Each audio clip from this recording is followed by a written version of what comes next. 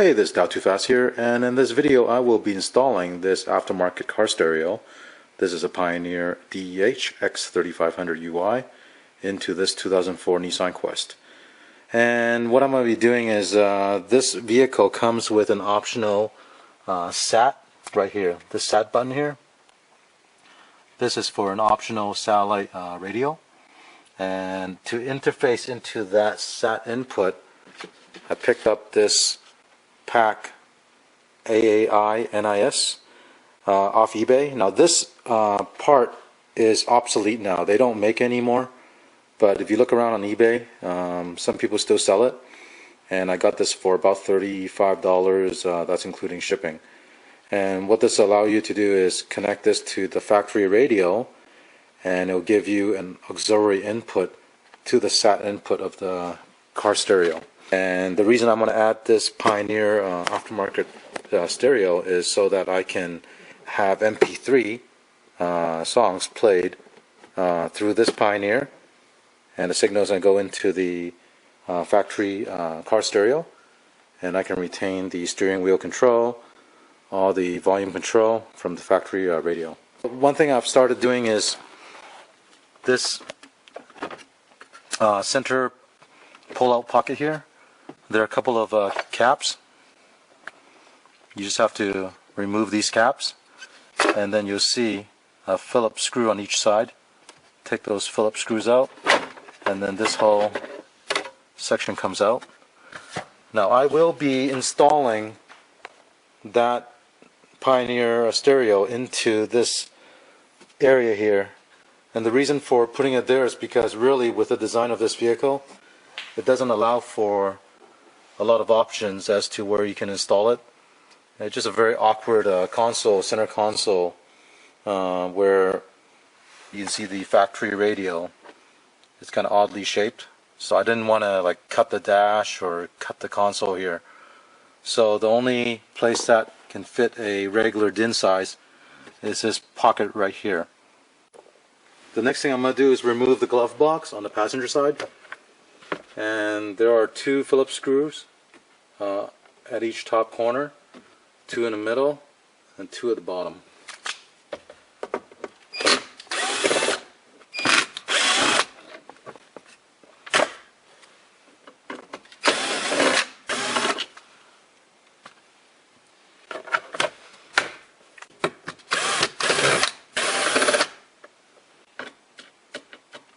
One more in the middle here.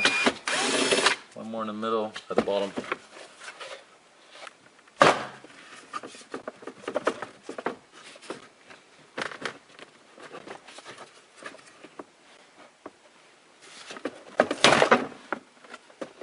And there's a glove box light here that you got to remove. Make sure you don't break it. Okay. So the glove box can come out. Next thing is to remove this top center console here, and first you need to remove the shifter. Slide this cover off and it goes down.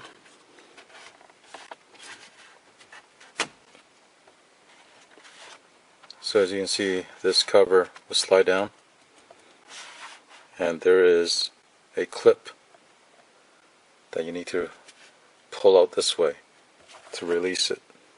So with a screwdriver right behind the clip, just pull that out, and then the shifter will slide up like so. Now you should be able to release the clips. There are clips underneath this top part, and carefully just lift it up.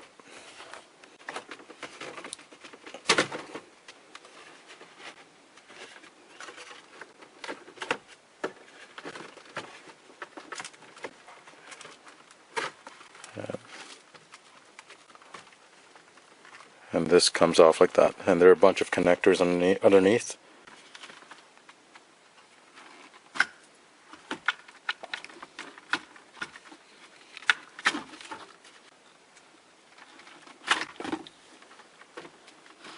Now these two in the middle here, the back middle, this swing arm here, gotta swing these over to release it.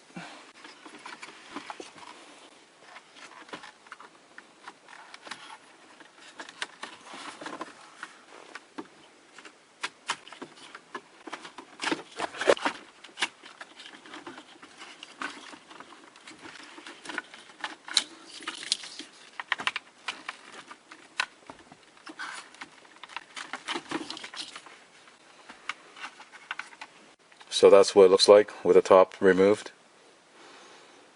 Now over on the driver's side, I've already removed this panel here, which is right here, you see.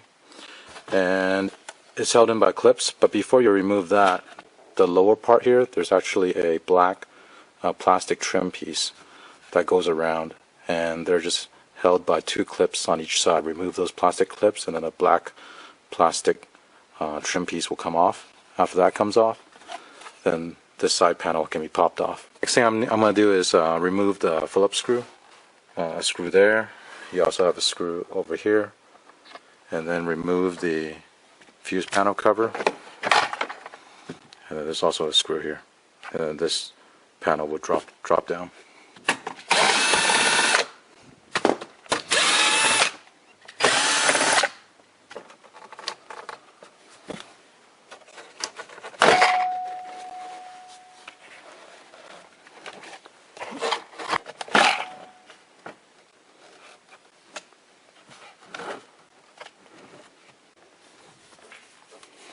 Now before you can remove this front cover here, there are 4 more Phillips screws you got to remove.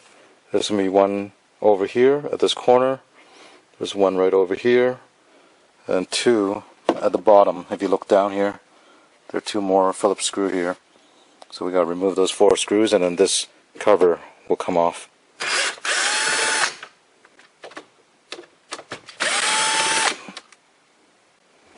Here are the 2 screws at the bottom.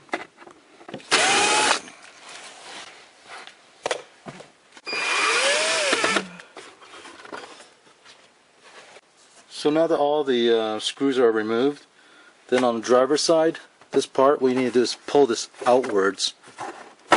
You hear that? So the clip actually came off this way. And then on the passenger side,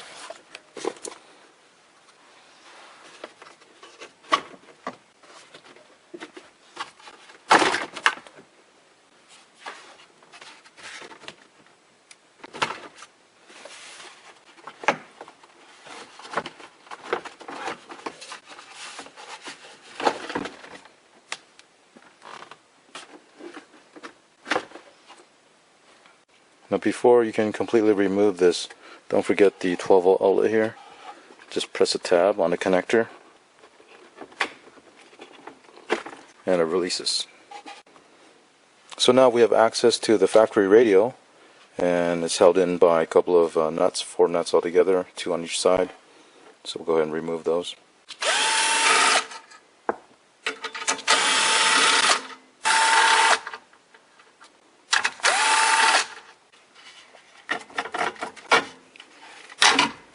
Now the factory radio can slide out. So here's the PAC AAI-NIS, and what you have on this unit is there is a 10-pin connector that goes in between the factory unit and the factory harness, and then this smaller connector on the left, this one is actually the satellite input. And if you have a radio that has the sat input option, then that plug actually is not plugged in unless you did order the satellite option. But this is the plug that will go in right here where my finger is pointing. And then the 10-pin plug is going to be this one right here. So if you look at the connector side, you have basically the 3 connectors laid out like this, and this is your 10-pin connector. Since I have the factory radio out already, I'll show you the back of this. Now this is the single disc radio, it's not the 6-disc changer. Over here at the far left side, this connector is for your back speakers, and this one over here is your front speakers plus the ignition 12 volt, constant 12 volt. This white connector here is your headphone output. This one is your radio antenna. This is a SAT connector. Again, my car doesn't have the SAT option from the factory, so there are no connectors plugged in, but the PAC auxiliary input will use this input to feed the auxiliary signal. Let me show you what I've done so far. Basically, the PAC auxiliary input module I mounted here vertically, and at the bottom this is the aux1, and these are the RCA. That's going to go to my Pioneer deck. And then for the ignition, constant 12, and the ground, I've tapped off this 10-pin connector that the PAC also connects to. If you look at it here, the thick yellow wire below that, that's the constant 12. And all these connections I've made here is soldered and then taped up. Now, what I want to do was to have the Pioneer deck turn on only when the SAT mode is enabled. So to do that, the PAC module also comes with a negative ground, like a trigger or a remote trigger that will go to ground when the SAT is selected. And I don't know if you can see this, there's a wire at the back here. This blue red is from the PAC unit, and this wire goes all the way to a relay that I've mounted here. So how it works is that when the SAT mode is enabled, that relay will get triggered, and then once it gets triggered, it'll send 12 volt out to the Pioneer deck, and that's how it turns it on. So even if I have the factory radio on, but if it's just on AM/FM and I'm not using a SAT, then the Pioneer deck will not come on. But the moment I press the SAT mode on the factory radio, then the Pioneer radio will power on. Now down here are the 3 wires I ran. The red wire is coming from the relay, and the ground I just tapped off on the side of the chassis here. I tested it with a multimeter, and this is a good solid ground.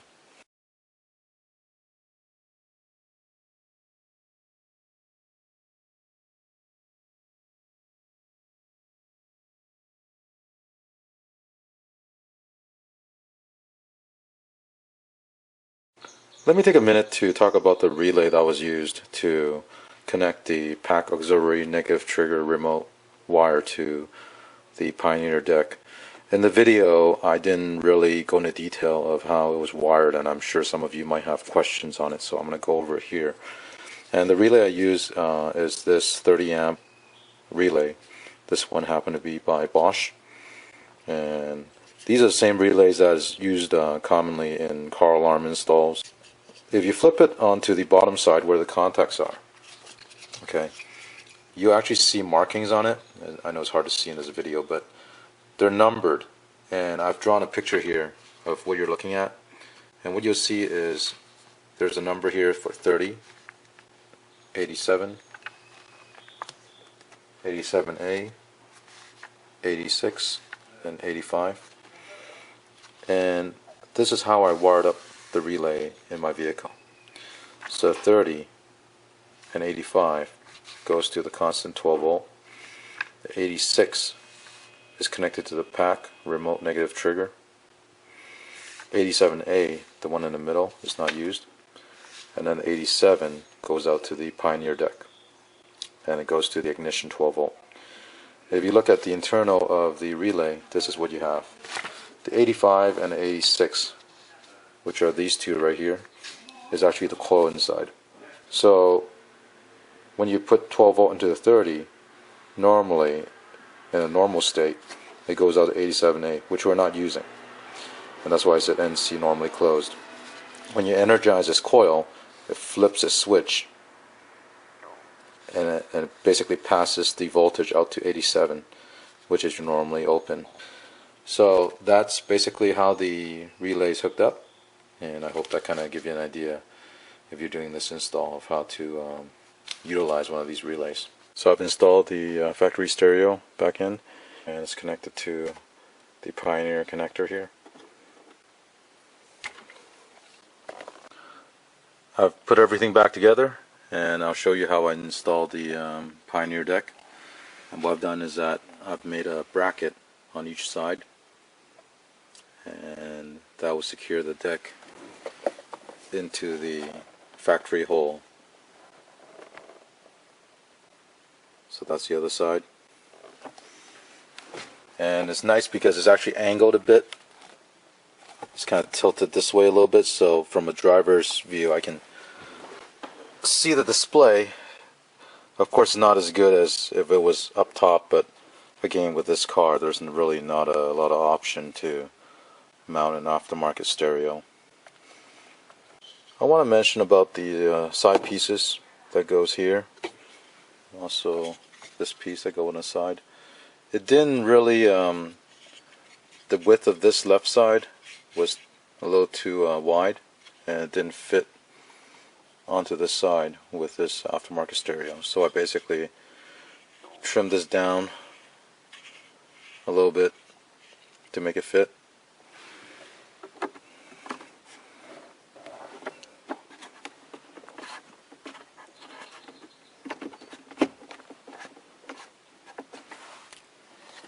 This Pioneer stereo came with a trim that normally would go around like this.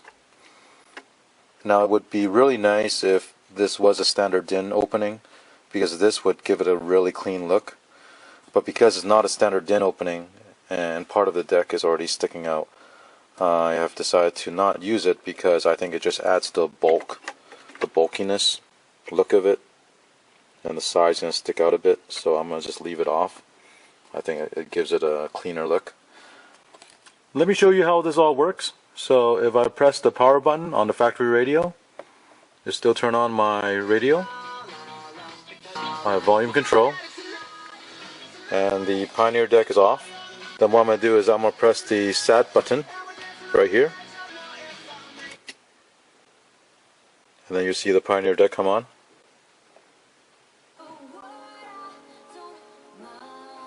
And then the display will show this SR for SAT radio. Changing the volume. I still have the steering wheel volume control.